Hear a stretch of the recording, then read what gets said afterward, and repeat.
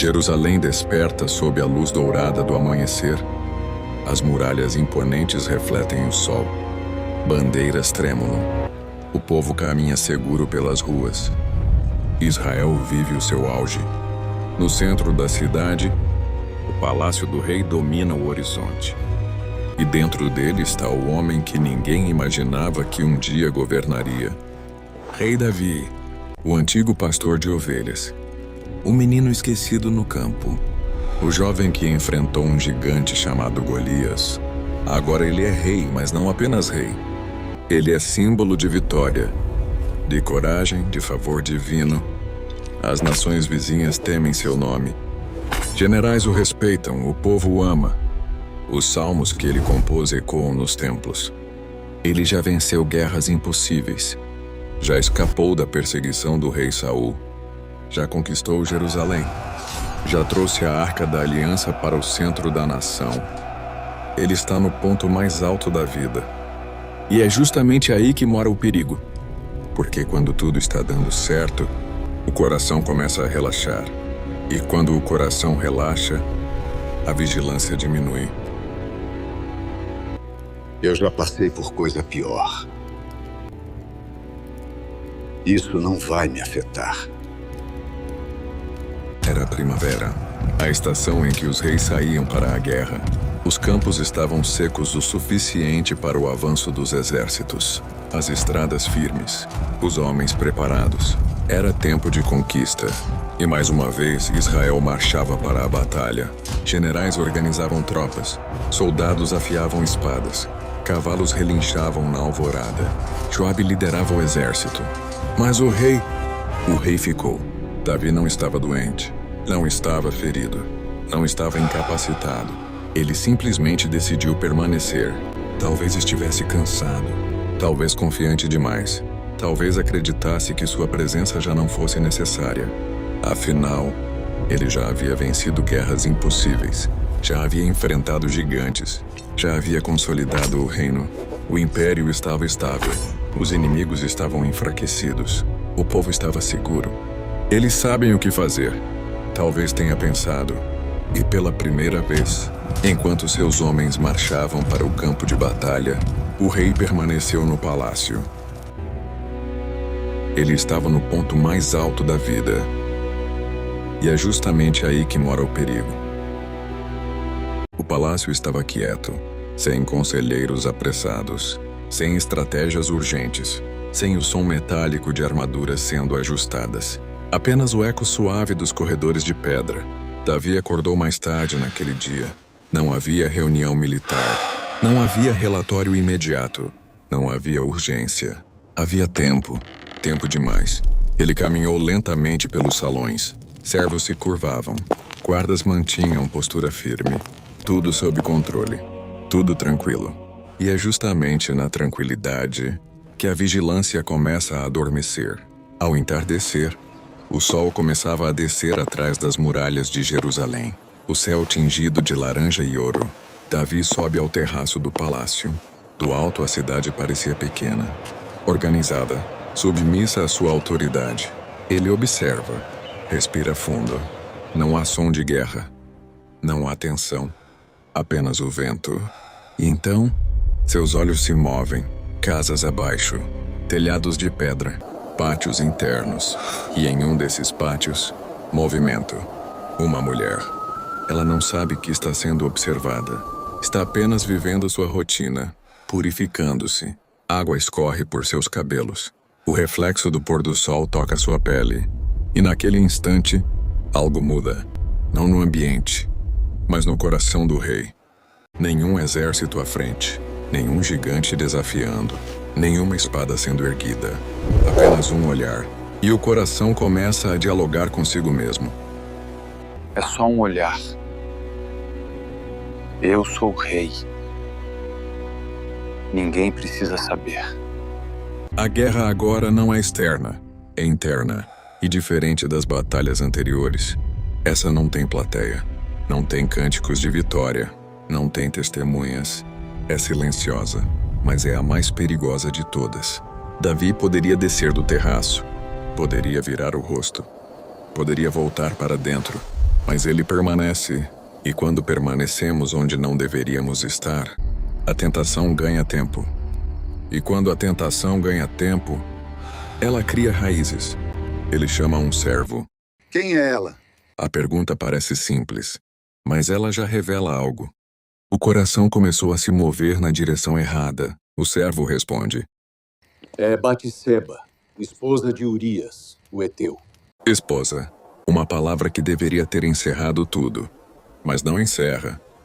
E naquele momento, o homem segundo o coração de Deus começa a agir segundo o impulso do próprio coração.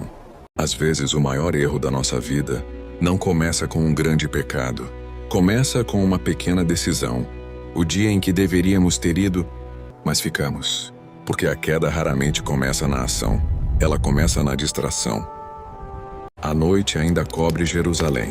O terraço está silencioso, mas agora o silêncio não é neutro. É cúmplice. Davi permanece imóvel por alguns segundos após ouvir o nome. Esposa. A palavra ecoa dentro dele, mas não encontra resistência suficiente.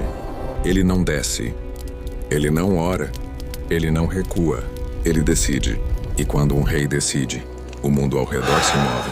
Davi entra novamente no palácio. A câmera acompanha por trás.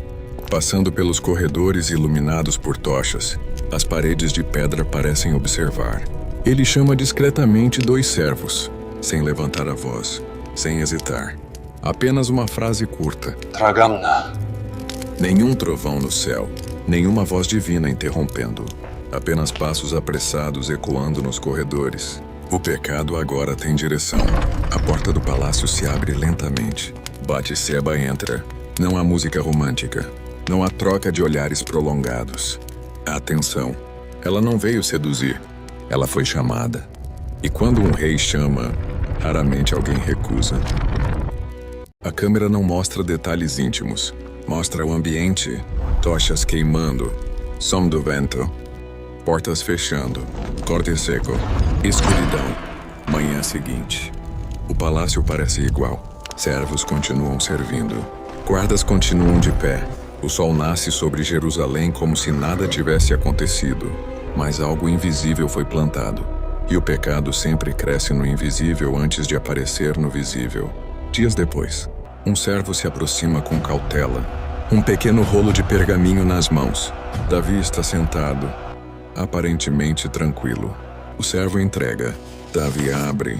A câmera foca apenas nos olhos dele enquanto lê. Uma única frase. Estou grávida. Silêncio. Não há trilha. Apenas o som distante da cidade. Agora não é mais desejo. É consequência. Agora não é mais impulso. É risco. Agora não é mais secreto. É vulnerável. O mesmo homem que venceu gigantes agora encara algo que não pode derrotar com espada. O coração acelera. O pensamento corre. Ele poderia confessar. Poderia assumir. Poderia se arrepender. Mas o medo começa a falar mais alto que a consciência. E quando o medo assume o comando, a mentira nasce. O erro não terminou na decisão. Ele apenas começou ali. Porque quando tentamos encobrir o pecado, nós multiplicamos suas consequências. A guerra que começou com um olhar, agora se tornará uma batalha por sobrevivência. E dessa vez, não haverá vitória cantada. O sol já começava a descer sobre Jerusalém, quando Davi tomou sua decisão. A cidade estava envolta em uma falsa tranquilidade. Vendedores recolhendo suas mercadorias, sacerdotes atravessando os pátios do templo, o vento levantando a poeira das ruas de pedra. Mas dentro do palácio o ar era pesado, tenso, carregado de algo que não se via, mas se sentia. Davi mandou chamar Urias. Um mensageiro partiu às pressas para o campo de batalha, onde o exército de Israel ainda lutava. A ordem era clara, mas o motivo, ninguém precisava saber. Dias depois, Urias atravessou os portões da cidade. Ele ainda carregava o cheiro da guerra. Suor, poeira e ferro. A armadura marcada, o olhar firme. Os passos disciplinados de quem vive em constante estado de alerta. Não havia hesitação nele, apenas lealdade. Quando entrou no palácio, Davi o recebeu com um sorriso ensaiado. Como vai, Joabe?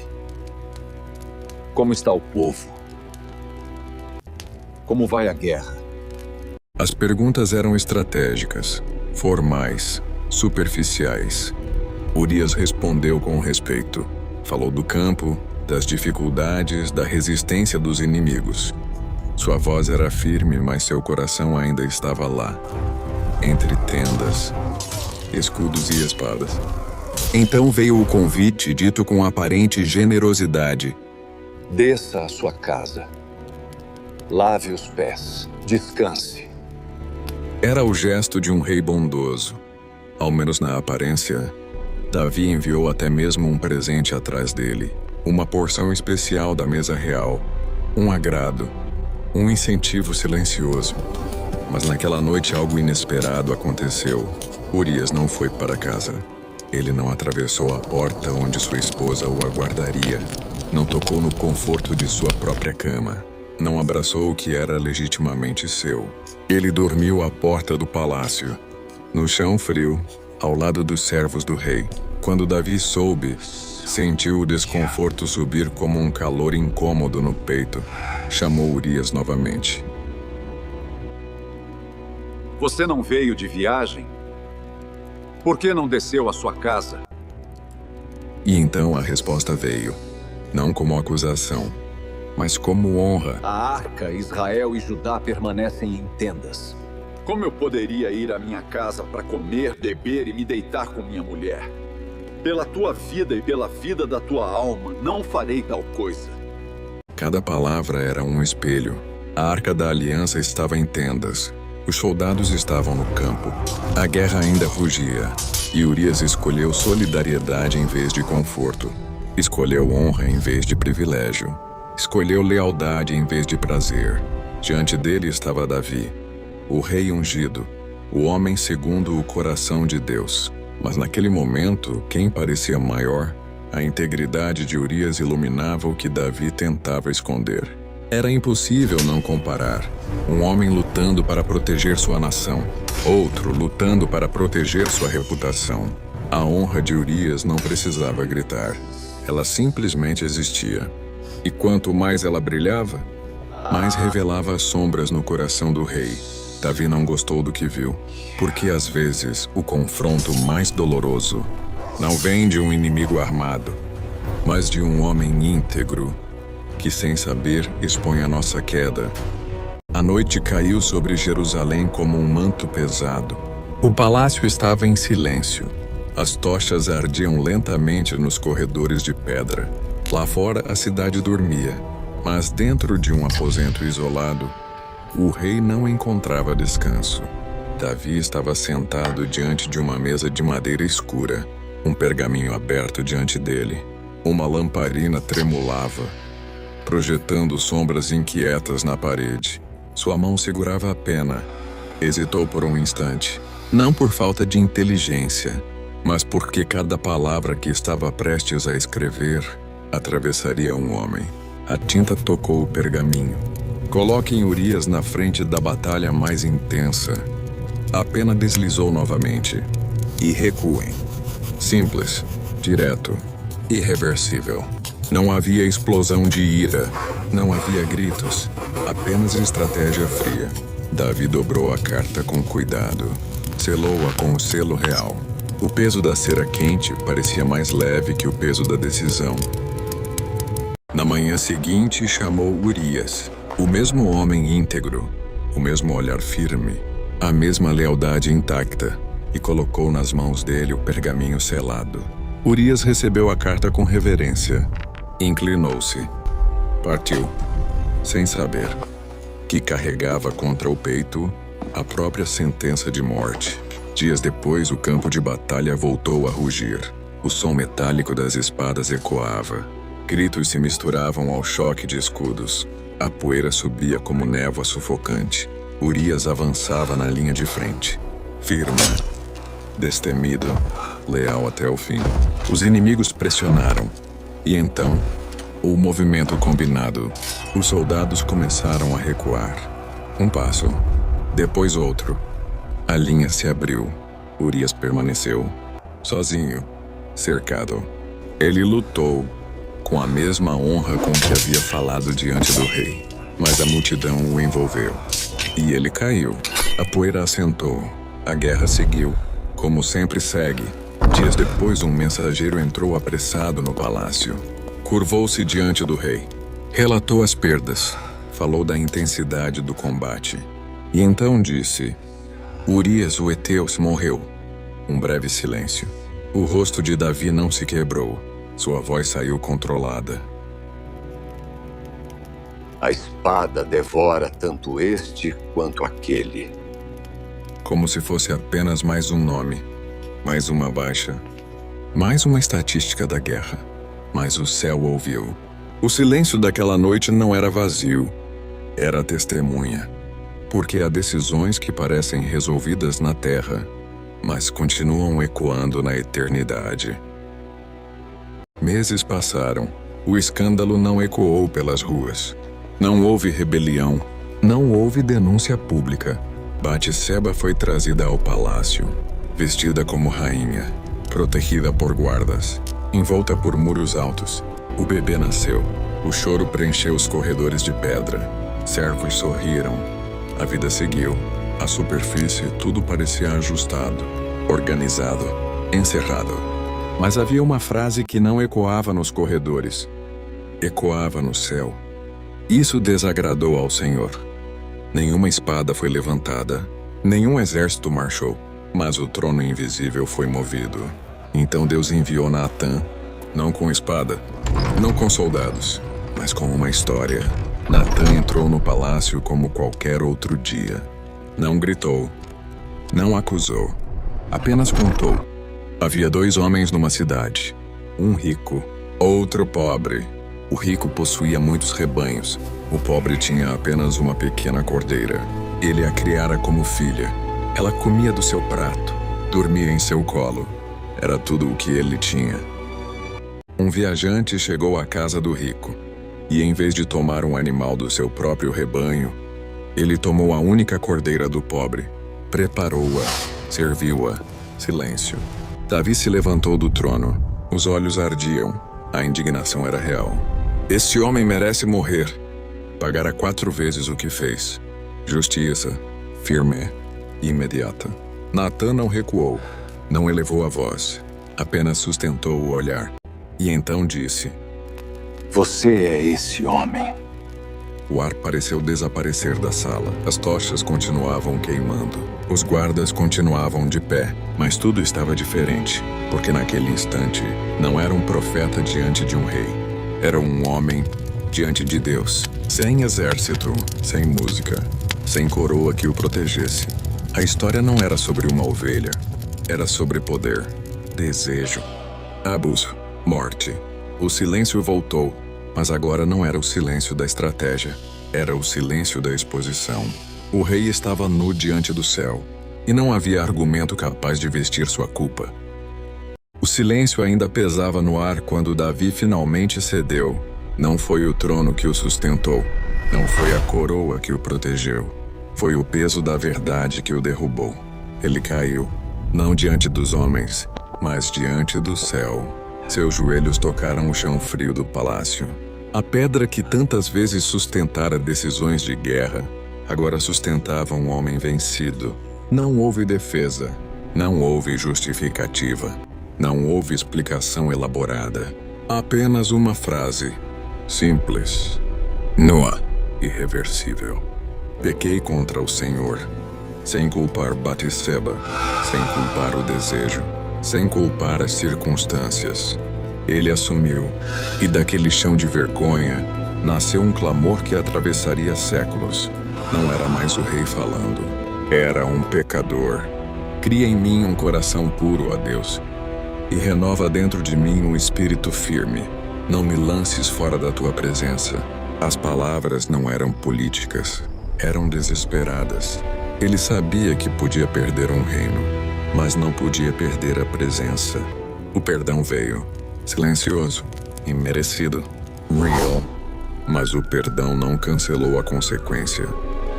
Dias depois, o choro que antes ecoara como celebração voltou a encher os corredores. Dessa vez não era alegria. O filho adoeceu. O palácio ficou tenso. Servos caminhavam em silêncio. Médicos entravam e saíam do quarto. O ar parecia pesado demais para respirar. Davi se retirou. Não vestiu roupas reais. Não sentou no trono. Deitou-se no chão. Jejuou. Orou. Chorou. A poeira grudava em seu rosto. A barba ficou molhada de lágrimas. Ele não implorava por reputação. Implorava por misericórdia. Durante 7 dias lutou em oração, mas a criança morreu. O anúncio não veio em grito. Veio em sussurros pelos corredores. Os servos temiam contar ao rei, mas ele percebeu. Levantou o rosto e soube. O silêncio que se seguiu não foi o da culpa, foi o da perda. Ele se levantou, lavou o rosto, trocou as vestes, entrou na casa do Senhor, adorou. Os servos não entenderam, mas Davi compreendeu algo que poucos compreendem. A disciplina dói, mas o abandono seria pior. A dor ecoou pelos corredores do palácio, não como escândalo, mas como consequência. O homem que comandava exércitos agora aprendia a ser quebrado. E às vezes é na quebra que Deus começa a reconstruir. A espada não se afastou da casa de Davi. A palavra pronunciada pelo profeta não era ameaça vazia, era semente. E sementes crescem, mesmo quando não queremos. Os anos passaram. O reino prosperava por fora. Fronteiras estáveis, exércitos fortes. O nome do rei ainda respeitado. Mas dentro dos muros do palácio, algo estava quebrado. Os filhos cresceram sob sombra de poder, mas também sob sombra de silêncio. Então veio a primeira rachadura visível. Amnon desejou sua meia-irmã Tamar. Desejo não confrontado, impulso não disciplinado. Ele fingiu fragilidade, manipulou circunstâncias. E dentro de um quarto fechado, a honra foi esmagada. Tamar saiu rasgando suas vestes, cinzas sobre a cabeça, chorando não apenas por si, mas por aquilo que nunca mais poderia ser restaurado. E o rei, Davi, cirou, mas não agiu. Talvez porque reconhecesse ecos do próprio passado. Talvez porque a culpa antiga enfraquecesse sua autoridade moral. O silêncio voltou, mas agora o silêncio era cúmplice. Anos se passaram. Absalão, irmão de Tamar, não esqueceu. O olhar dele mudou. O sorriso ficou calculado. Ele esperou. 2 anos. E então, num banquete, ordenou que Amnon fosse morto. Sangue respondeu a sangue. A casa começava a ruir. Absalão fugiu. Davi chorou pelo filho morto. Chorou pelo filho distante. Chorou, mas ainda colhia o que fora plantado. O tempo passou. Absalão retornou, mas não voltou como filho arrependido. Voltou como estrategista. Parava às portas da cidade. Ouvia o povo. Beijava mãos. Prometia justiça. Lentamente roubou o coração de Israel. E um dia a notícia chegou.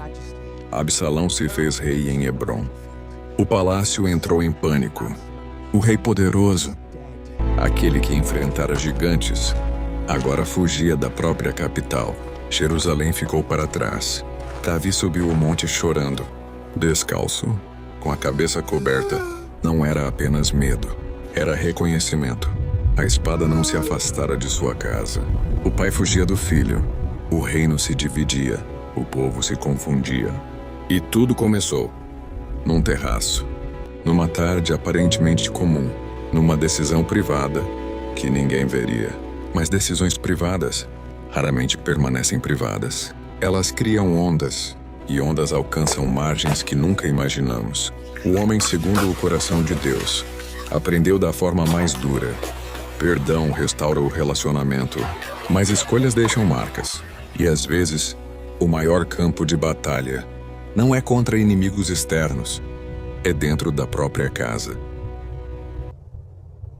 A história parece distante. Reis, palácios, guerras, profetas, mas as quedas não pertencem apenas aos tronos.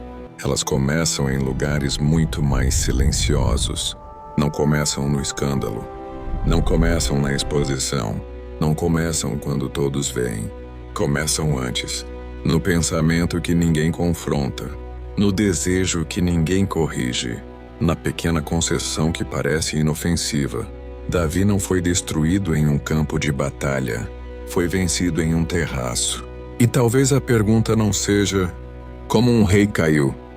Talvez a pergunta seja onde começam as nossas quedas.